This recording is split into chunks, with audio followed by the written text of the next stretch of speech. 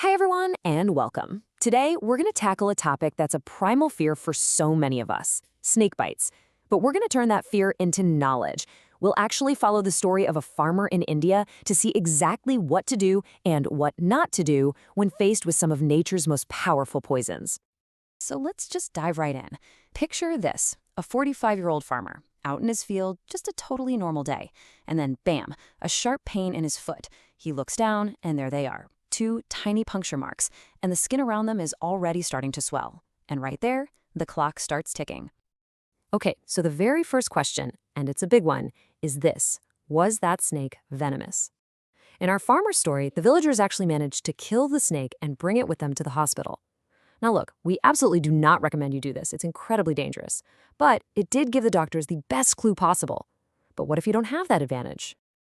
I mean, think about it. That one single question could be the difference between life and death. In a moment of sheer panic, how on earth can anyone tell a deadly threat from a harmless creature? Well, luckily, science gives us a few key things to look for.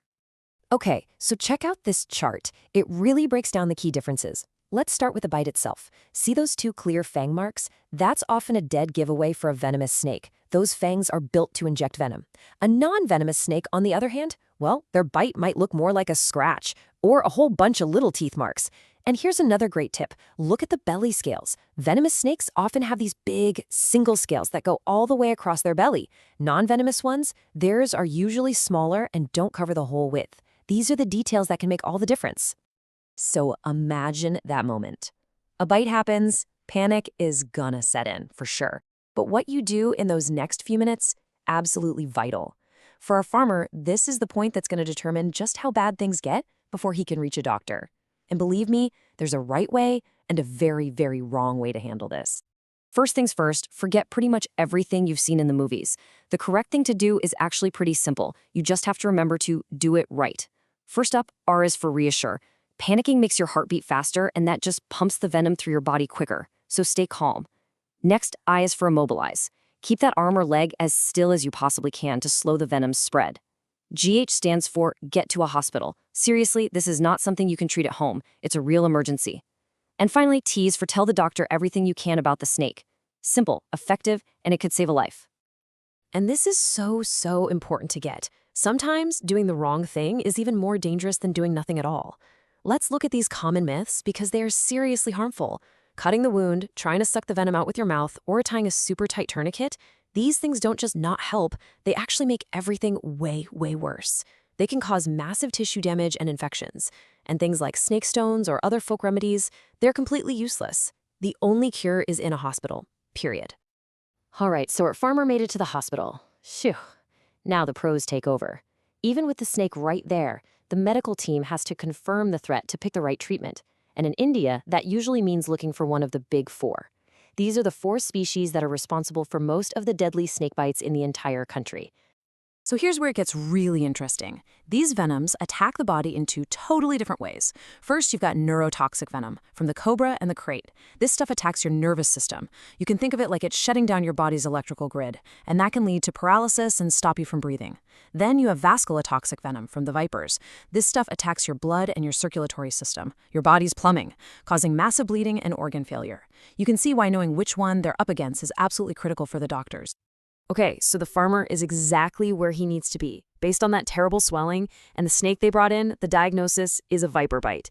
And now the medical team can bring out the big gun, the modern marvel that is antivenom. And this is where the science is just brilliant. Instead of needing 4 different antivenoms for 4 different snakes, in India, they have what's called a polyvalent antivenom. Poly just means many, so this is one single treatment that's engineered to fight the venom from all of the big 4 snakes. This is an absolute game changer, especially when you can't be sure which snake did the biting. And just to give you an idea of the sheer scale of the battle happening inside his body, check this out. The first dose isn't just 1 or 2 vials. Doctors start with 8 to 10 vials of antivenom, given slowly through an IV drip. That's how much powerful medicine it takes to even begin to neutralize the toxins that are raging through the farmer's body. But it's not like they just hook up the IV and walk away. It's a really careful, step-by-step process. First, they observed the patient, sometimes for hours, just to make sure venom was actually injected, because not all bites do. Then they figure out how bad it is, mild, moderate, or severe. Only then do they start the antivenom. And after that comes comprehensive supportive care, which is every bit as important for survival. And this is maybe the biggest takeaway of all. Antivenom isn't some magic potion that just erases all the damage. The best way to think about it is like this. The venom is a fire burning through the body. The antivenom is the firefighter who puts out the flames. It stops the venom from causing more damage. But the building is still damaged, right? That's what supportive care is for. Managing the patient's breathing, keeping their blood pressure up, helping their kidneys.